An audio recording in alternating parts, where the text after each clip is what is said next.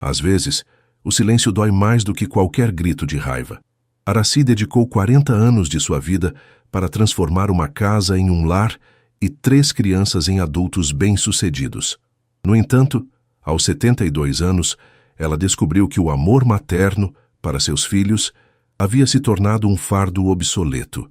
Quando o telefone permanece mudo no dia de seu aniversário pelo 3º ano consecutivo, algo se quebra definitivamente.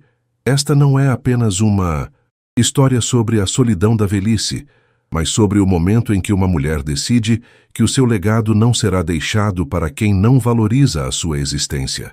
Prepare-se para acompanhar uma lição de dignidade que começa com o silêncio e termina com 32 chamadas perdidas. Antes de começarmos essa história incrível, não se esqueça de curtir o vídeo, se inscrever no canal e contar pra gente nos comentários de onde você está ouvindo essa história. O sol de novembro em São Paulo costuma entrar pela janela da minha cozinha de um jeito atravessado, desenhando listras douradas sobre o piso de taco que eu mesma encero toda segunda-feira.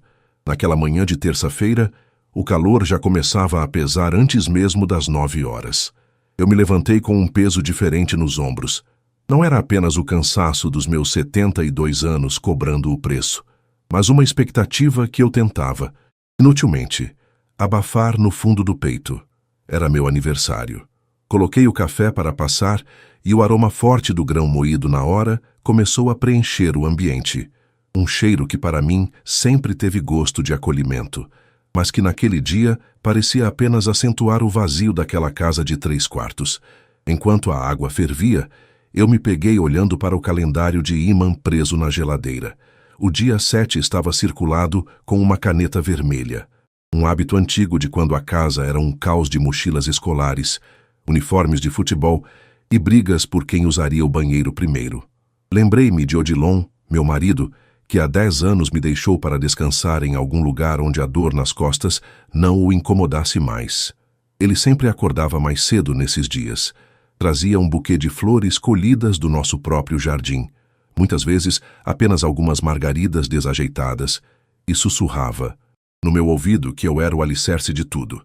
Decidi que não ficaria sentada esperando. Preparei um bolo de fubá, daqueles bem simples que o Breno, meu filho mais velho, tanto gostava quando era pequeno. O som da batedeira parecia excessivamente alto no silêncio da casa, um intruso barulhento na minha rotina solitária. Enquanto batia a massa, minha mente vagava pelos preparativos. Talvez a Samira aparecesse com a minha neta, a pequena, Sofia. Eu até tinha comprado um pacote de suspiros, os favoritos da menina, e escondido na despensa.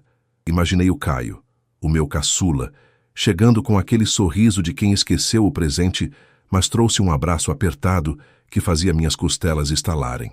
Às 11 da manhã o bolo estava pronto, perfumando a sala com aquele cheiro de infância e tarde de domingo. Eu me vesti com o meu melhor vestido de linho azul, coloquei os brincos de pérola que ganhei nas minhas bodas de prata e me sentei na poltrona da sala, de frente para o telefone fixo que permanecia mudo como uma estátua de gesso. O celular, em cima da mesinha de centro, brilhava com notificações de aplicativos de notícias e propagandas de farmácia, mas nenhuma mensagem no grupo da família. O grupo, ironicamente batizado de Amor Eterno, não recebia uma interação desde o Dia dos Pais, quando eu postei uma foto antiga do Odilon e recebi apenas 3 emojis de coração como resposta. O relógio de parede, um modelo antigo de madeira que fazia um tic-tac rítmico e hipnótico, parecia zombar da minha imobilidade. 12:00. Eles devem estar almoçando. Rotina de trabalho é corrida, pensei, tentando justificar o injustificável. Preparei um prato solitário de arroz com feijão e uma salada de tomates colhidos da minha pequena horta nos fundos. A comida parecia areia na minha boca.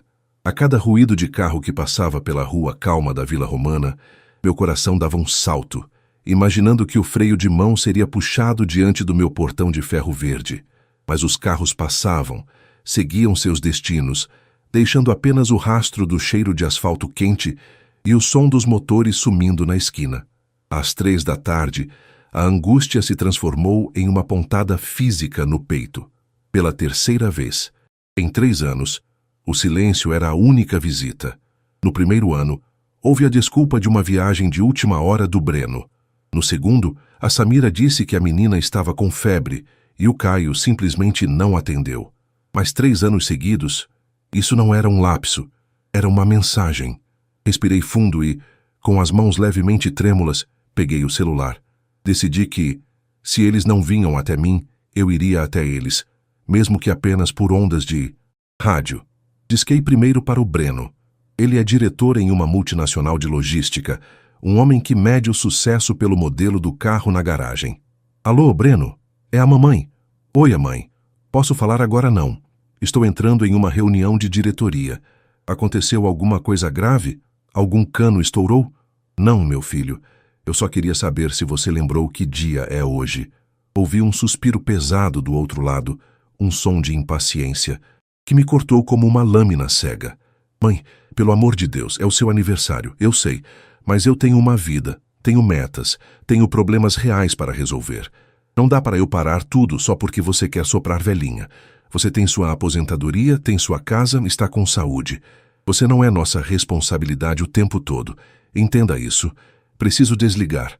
O sinal de linha ocupada ecoou no meu ouvido como um veredito. Senti minhas bochechas arderem de vergonha. Responsabilidade. Essa foi a palavra que ele usou. Eu, que passei noites em claro cuidando das suas asmas, que vendi minhas poucas joias para pagar o cursinho dele. Agora era uma responsabilidade. Tentei a Samira. Ela atendeu ao 5º toque. O som de fundo era de um salão de beleza. Barulho de secadores e risadas. Oi, mãe. Nossa, nem vi a hora passar. Parabéns, viu? Muita saúde.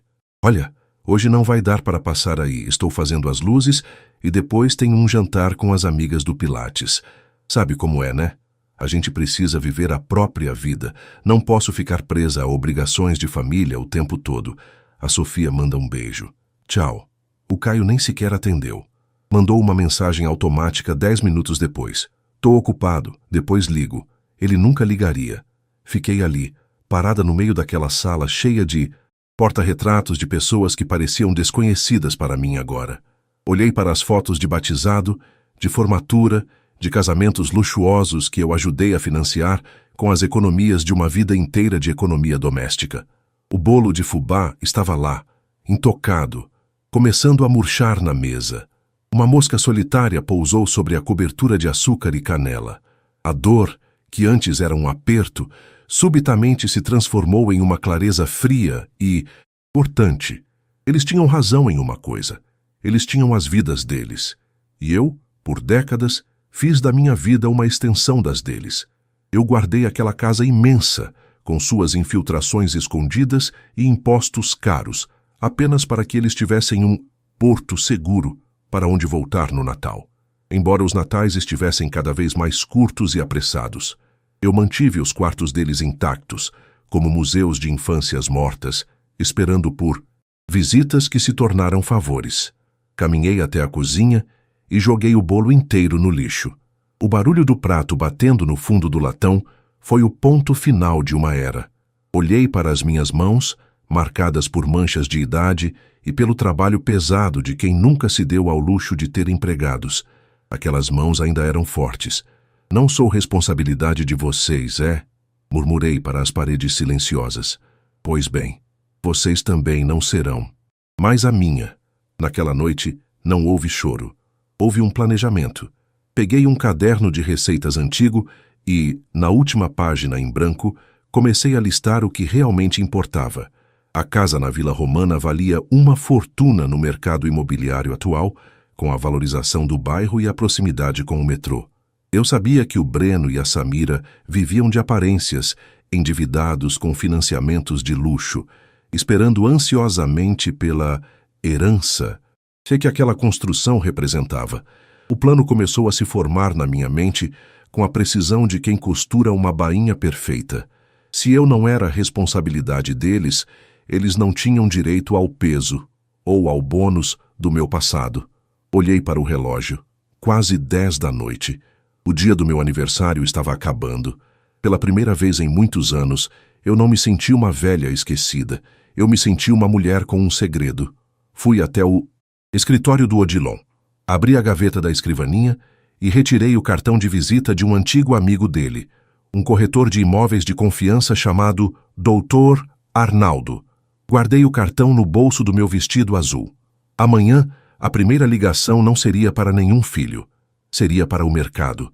Dormi um sono profundo, embalada pelo som da chuva de novembro que começava a cair, lavando a poeira das telhas e, quem sabe, preparando o terreno para uma mudança que eles jamais esqueceriam.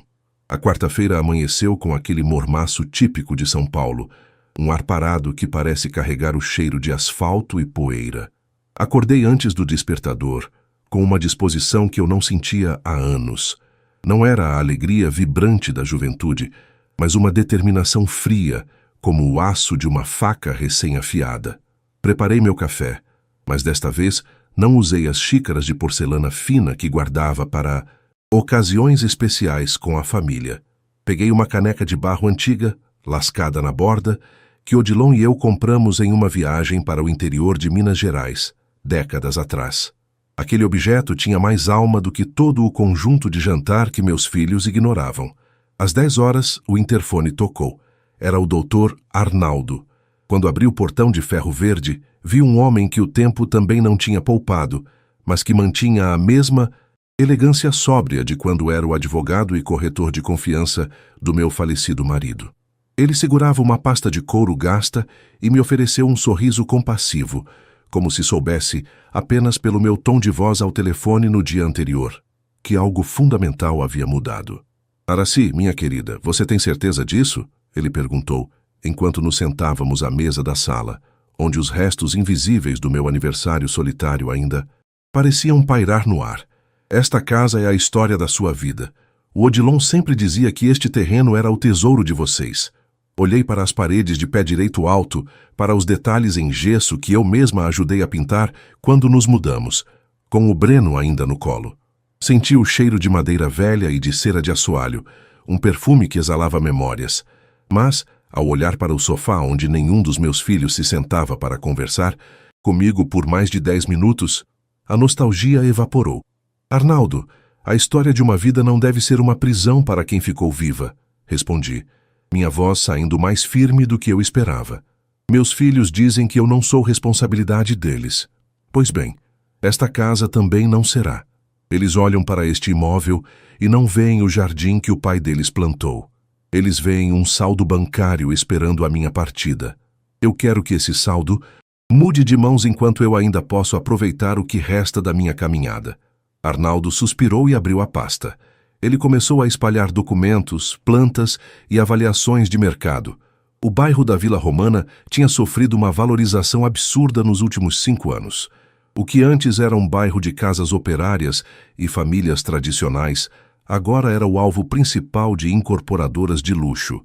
Aracy, o valor de mercado deste terreno, considerando a metragem e a localização em declive, que favorece uma vista permanente, é impressionante. Se vendermos para uma construtora, como eu suspeito que você deseja pela rapidez, estamos falando de alguns bons milhões de reais. Dinheiro suficiente para você morar em qualquer lugar do mundo, com todo o conforto e assistência que desejar. Enquanto ele falava, o meu celular, jogado sobre o aparador, começou a vibrar.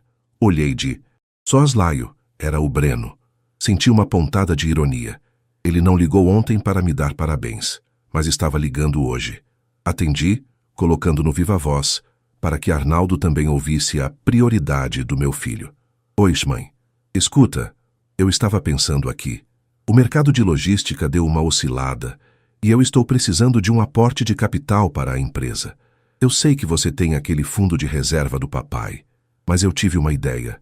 É melhor, porque a gente não desmembra a parte do fundo do quintal da casa. Aquele pedaço dá para construir umas 3 casas geminadas. Eu cuido da obra, vendo e a gente divide o lucro. O que você acha? Seria um ótimo investimento para o nosso futuro. Arnaldo me olhou com as sobrancelhas erguidas. O nosso futuro do Breno, obviamente, não me incluía. Ele não perguntou se eu estava bem, se tinha comido o bolo de aniversário ou se precisava de algo. Ele queria o chão sob os meus pés. Breno, meu filho, eu disse, mantendo a calma absoluta. Eu já tomei uma decisão sobre a casa. Não se preocupe mais com desmembramentos ou obras. Eu vou resolver tudo. Agora preciso desligar. Estou em uma reunião. Reunião? Com quem? Ele perguntou, o tom de voz subitamente agressivo, como se eu não tivesse direito a ter uma vida privada. Com o meu presente de aniversário. Respondi e desliguei. O silêncio que se seguiu foi preenchido pelo som rítmico da caneta do Arnaldo, batendo no papel. Ele me explicou os trâmites. Como a casa estava apenas no meu nome após o inventário de Odilon, a venda seria rápida. Eu não precisava da assinatura de nenhum deles. O plano era vender a casa de porteira fechada para uma incorporadora que já estava comprando os terrenos vizinhos. Eles queriam limpar a área em 30 dias. Eles oferecem um valor um pouco abaixo se eu exigir o pagamento à vista em dinheiro vivo ou transferência imediata. Aracy. Mas, dada a sua pressa, eu quero o dinheiro em conta em 30 dias, Arnaldo, e quero sigilo absoluto. Não quero placas de vende-se no portão. Quero que eles assinem o contrato e, no dia em que a escritura for lavrada, eu desapareço daqui. Nas semanas seguintes, comecei o processo doloroso e libertador de desfazer-me de 72 anos de acúmulo. Samira veio me visitar em um sábado à tarde, apenas porque precisava que eu ficasse com a Sofia enquanto ela ia a um coquetel. Ela entrou na sala e nem percebeu que alguns quadros já não estavam nas paredes. Nossa, mãe, essa casa está com um cheiro estranho. Você precisa ventilar mais, ela disse, jogando a bolsa de grife sobre a mesa de jantar. Ah, antes que eu esqueça, a mensalidade da escola da Sofia aumentou. Como você não gasta quase nada aqui nessa caverna, pensei se você não podia cobrir esse ajuste pelos próximos meses. Sabe como é? A vida está cara para quem está no corre diário. Olhei para minha filha, que ostentava um relógio que custava o triplo da minha aposentadoria, e senti uma calma quase transcendental. Samira, eu não tenho mais como arcar com esses custos. Na verdade, estou reorganizando minhas finanças. Talvez seja a hora de você e o Breno começarem a pensar em como sustentar o padrão de vida que escolheram sem contar com o que sobra do meu mês. Ela riu, uma risada anasalada e cheia de soberba. Ai, mãe, não começa com o drama da velhinha pobre. Todo mundo sabe que você está sentada em uma mina de ouro aqui na Vila Romana. Essa casa é o nosso seguro. Relaxa. O seguro de vocês acabou de ser cancelado. Pensei, enquanto sorria e oferecia um copo de água para a minha neta. A cada caixa que eu enchia para doação, a cada móvel que eu vendia para antiquários discretos, eu me sentia mais leve. O Caio, o caçula, nem sequer apareceu. Mandou um áudio de 30 segundos dizendo que estava em uma vibe de viagem e que passaria no Natal para pegarmos o panetone. Ele nem imaginava que, no Natal, não haveria porta para ele bater. No final de novembro, o contrato foi assinado. O valor depositado na minha conta era mais do que eu jamais imaginei possuir. Era a liberdade com cheiro de tinta nova. Arnaldo conseguiu para mim um apartamento compacto, luxuoso e com segurança total em um bairro onde ninguém me conhecia. Longe dali, o dia da mudança foi marcado para uma segunda-feira de manhã, o horário em que todos eles estariam mergulhados em suas vidas produtivas. Contratei uma equipe profissional que embalou o pouco que eu decidi levar, fotos, alguns livros e a caneca de barro. O resto ficaria para os tratores da construtora. Antes de sair, caminhei por cada cômodo. Parei no quarto que fora da Samira, onde ela deixou pilhas de roupas velhas e revistas, tratando minha casa como um depósito. Fui ao quarto do Breno, que ainda guardava troféus de competições de 20 anos atrás, que ele nunca se deu ao trabalho de levar. No quarto do Caio, o cheiro de mofo dos instrumentos musicais que ele abandonou. Fechei a porta principal e entreguei as chaves para o mestre de obras que já aguardava no portão com a equipe de demolição. Podem começar, eu disse, sem olhar para trás. Entrei no táxi e senti o celular vibrar no meu bolso. Eram 11 da manhã do dia 30 de novembro. No grupo da família, Breno postou: Mãe, tentei passar aí para pegar aquela sua furadeira, mas tem uns caras estranhos no portão. O que está acontecendo? Sorri para a paisagem que passava pela janela. O jogo tinha começado. O meu novo apartamento em Pinheiros cheira a madeira nova e a produtos de limpeza caros. Um aroma asséptico que contrasta violentamente com o cheiro de mofo e memórias da Vila Romana. Da varanda do 12º andar, eu observo o mar de prédios de São Paulo, as luzes da cidade piscando como se fossem neurônios de um gigante adormecido. É uma vista impessoal, mas pela primeira vez em décadas eu me sinto segura. Não há goteiras para me preocupar, não há um jardim imenso exigindo uma poda que minhas costas já não suportam e, principalmente, não há expectativa de que o portão se abra para alguém que só quer me pedir algo. A primeira noite foi estranha. O silêncio aqui é diferente. É um silêncio preenchido pelo zumbido distante do tráfego da Marginal Pinheiros, um som que me lembra que o mundo continua girando, independentemente das minhas mágoas.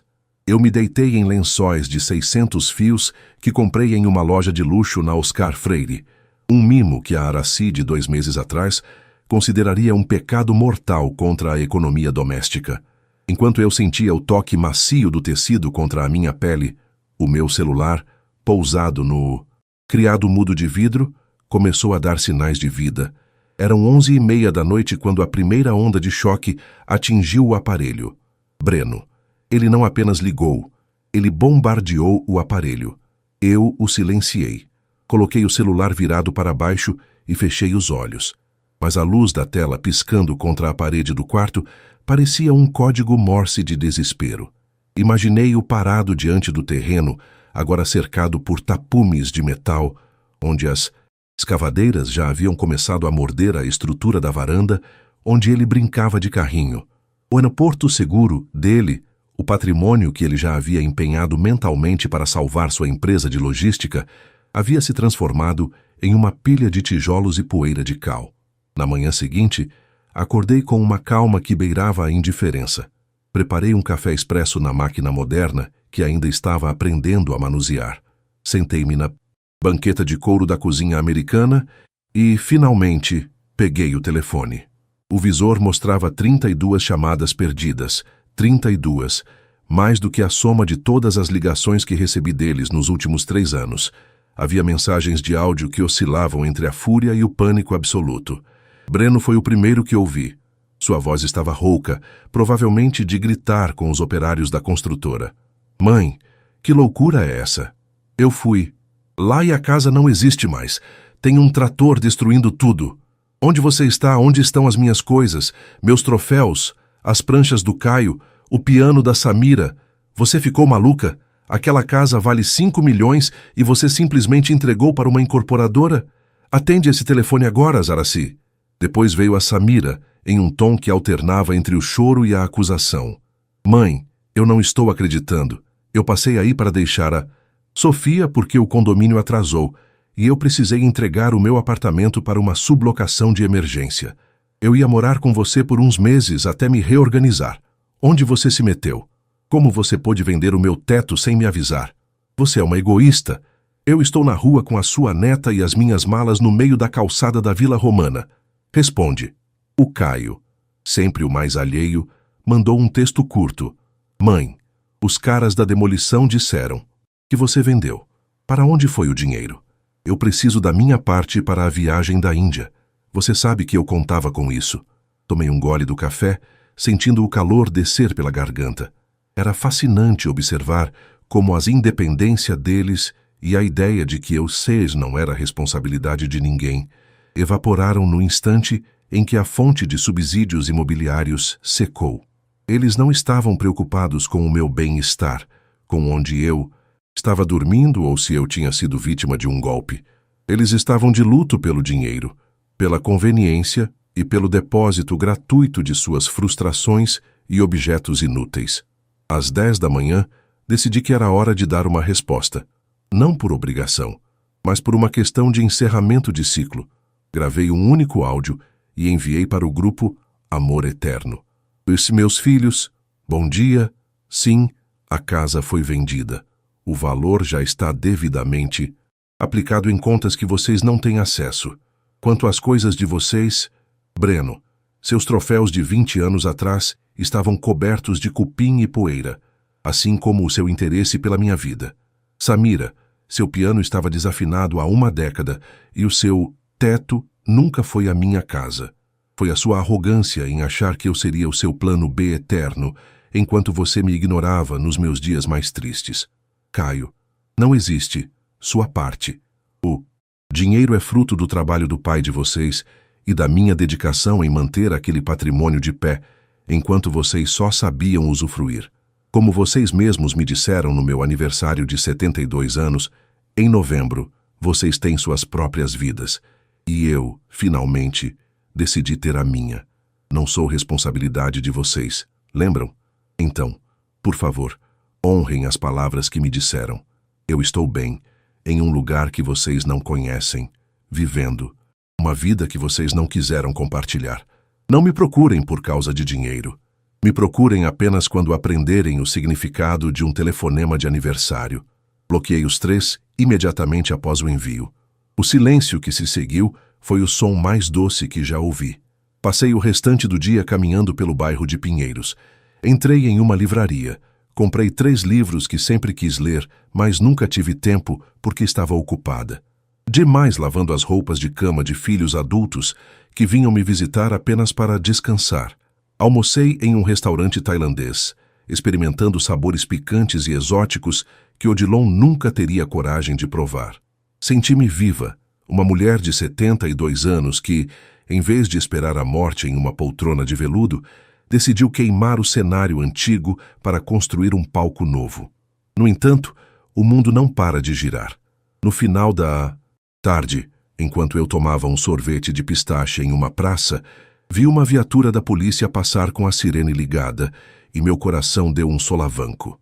Pensei, por um segundo, se eles seriam capazes de registrar um boletim de ocorrência por desaparecimento ou, pior, tentar me interditar judicialmente alegando senilidade para ficarem com o dinheiro.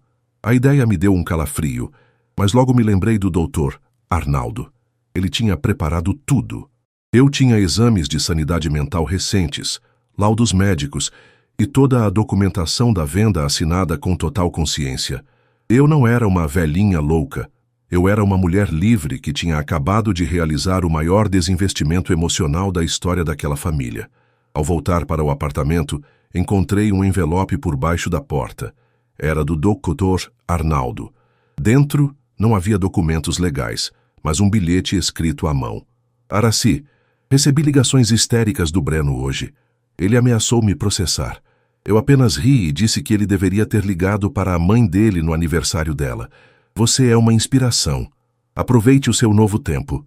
Deitei-me no sofá e olhei para o teto liso do meu novo lar. Eu sabia que a batalha não tinha terminado. Eles viriam atrás de mim. Eles vasculhariam as redes sociais, procurariam por amigos antigos, tentariam me cercar pelo cansaço ou pela culpa. A culpa, essa velha conhecida das mães. Mas, curiosamente, quando olhei para o meu reflexo no espelho do corredor, não vi uma mãe culpada. Vi uma mulher que, pela primeira vez, não precisava pedir desculpas por existir. O capítulo final da nossa história familiar estava sendo escrito não com tinta, mas com a ausência. E eu estava pronta para o desfecho. 3 meses se passaram desde que o som das escavadeiras transformou a minha antiga vida em um terreno plano e vazio na Vila Romana. Hoje, o sol de fevereiro não me encontra entre paredes de tijolos e memórias empoeiradas, mas diante do azul infinito do mar de Alagoas. Estou sentada na varanda de um resort boutique em São Miguel dos Milagres, segurando uma taça de espumante gelado. O som das ondas quebrando suavemente nos recifes é a única trilha sonora que eu permito entrar na minha mente agora. Não há tic-tac de relógios de parede, não há cobranças, não há o peso de ser o alicerce de pessoas que se recusam a construir o próprio chão. O caminho até essa paz, no entanto, não foi uma linha reta. Como eu previ, a fúria dos meus filhos não se limitou a áudios de WhatsApp. No final de dezembro, o Dr. Arnaldo me ligou para avisar que Breno e Samira haviam entrado com um pedido judicial de interdição. Eles tentaram alegar que eu estava sofrendo de senilidade precoce e que havia sido manipulada por terceiros para vender o patrimônio da família por um valor vil. Quando recebi a notificação, senti um tremor nas mãos, não de medo, mas de uma indignação que subiu pela minha espinha como uma labareda. Eles queriam me declarar incapaz apenas para pôr as mãos no que restava do dinheiro. A audiência de conciliação aconteceu em uma tarde chuvosa de janeiro. Eu fiz questão de ir pessoalmente, vestida com um conjunto de seda pérola, o cabelo impecavelmente cortado e uma postura que eu não sabia que ainda possuía. Quando entrei na sala, o olhar dos três foi um misto de choque e ganância. Breno tentou se aproximar com um sorriso falso, chamando-me de mamãe, mas eu apenas apontei para a cadeira à frente do juiz sem proferir uma palavra. O advogado deles, um rapaz jovem e agressivo, tentou pintar o quadro de uma idosa confusa. Ele falou da venda intempestiva, do abandono do lar e da falta de comunicação com os herdeiros. Ouvi tudo em silêncio, observando as unhas bem feitas da Samira e o jeito nervoso como o Caio batia o pé no chão. Eles pareciam três abutres famintos, incapazes de perceber que a presa estava mais viva do que nunca. Quando o juiz me deu a palavra, eu não li discursos prontos. Eu apenas entreguei ao magistrado uma pasta que o doutor Arnaldo e eu havíamos preparado com meses de antecedência. Nela, havia laudos de 3 psiquiatras diferentes, exames cognitivos feitos em clínicas de renome e, o mais importante, um relatório detalhado de todos os aportes financeiros que eu fiz na vida dos meus filhos nos últimos 10 anos. Estava tudo ali, em preto e branco. As dívidas de Breno que eu paguei em segredo, as joias que vendi para a Samira, abrir o salão que ela faliu por pura negligência e as mesadas intermináveis do Caio. Meritíssimo, eu disse, olhando diretamente nos olhos do juiz, ignorando os olhares de pânico dos meus filhos. Eu passei 72 anos cuidando dos outros. No dia do meu aniversário, em novembro, eu recebi o maior presente da minha vida, a clareza de que eu era apenas um recurso financeiro para essas 3 pessoas que a senhora vê ali. Eles dizem que eu sou incapaz de gerir meus bens, mas nunca me acharam incapaz de assinar os cheques que sustentaram seus luxos. O que eles chamam de loucura, eu chamo de libertação. A casa foi vendida pelo valor de mercado. O dinheiro é meu, e eu já decidi o destino de grande parte dele.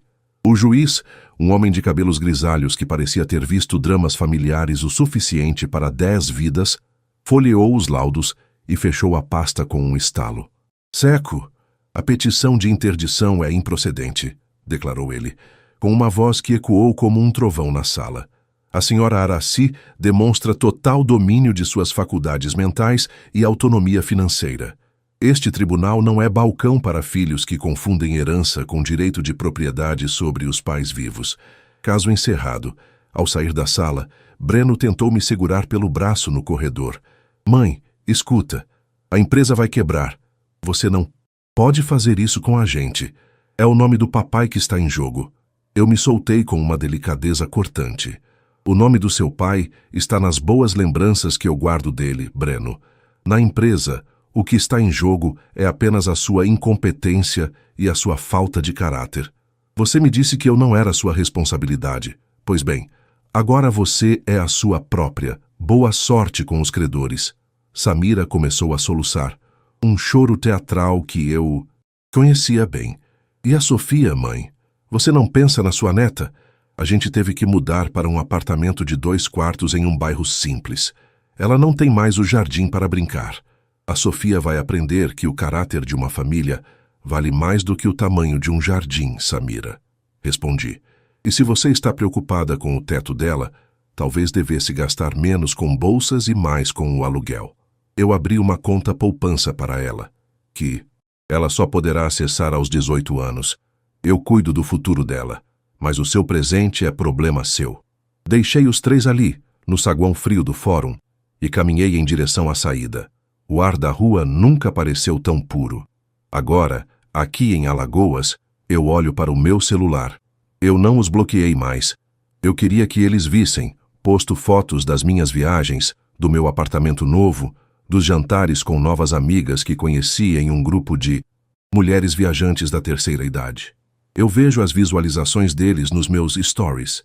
Sei que Breno vendeu o carro de luxo. Sei que Samira agora trabalha como funcionária em um salão que não é dela. Sei que o Caio finalmente teve que arrumar um emprego de verdade para pagar a passagem de volta das suas últimas aventuras. Ontem foi o aniversário do Breno. Pela primeira vez na vida, eu não enviei flores, não liguei e não fiz o seu prato favorito. Eu apenas postei uma foto minha mergulhando em uma piscina de borda infinita com a legenda: aprendendo a nadar em águas novas e profundas. Algumas pessoas podem dizer que o que fiz foi cruel, mas eu vejo como um ato de amor final. O amor de ensinar a adultos que a vida tem consequências, o amor de me dar a dignidade que me foi negada. Eu não sou mais o porto seguro que eles podiam atracar e destruir a qualquer momento. Eu sou o mar, e o mar não pertence a ninguém. Esta noite, vou jantar em um restaurante premiado com uma amiga que conheci aqui no resort. Vamos falar de arte, de destinos de viagem para o próximo ano e de como a liberdade tem um sabor que nenhum bolo de fubá poderia igualar. Meus filhos ainda tentam ligar de vez em quando, especialmente perto do dia do vencimento dos cartões deles. Eu vejo o nome brilhando na tela e apenas sorrio. As chamadas perdidas não me causam mais aperto no peito. Elas são apenas o lembrete de que eu finalmente atendi a ligação mais importante da minha vida, a minha própria. O sol está se pondo agora, tingindo o céu de laranja e violeta. Eu fecho os olhos e sinto a brisa salgada. Odilon ficaria orgulhoso. Ele sempre soube que, sob a pele daquela dona de casa dedicada, existia uma mulher que sabia exatamente o valor de cada centímetro de solo que pisava. Eu não deixarei uma mansão para os meus filhos. Vou deixar o exemplo de uma mulher que, aos 72 anos, teve a coragem de dizer basta e começar o seu próprio, felizes para sempre. Afinal, a vingança não é o fim, é apenas o início de uma nova história. E a minha está apenas no começo. Espero que essa conclusão tenha sido tão satisfatória para você quanto foi para a Aracy. Essa jornada de superação e limites mostra que nunca é tarde para retomar as rédeas da própria vida.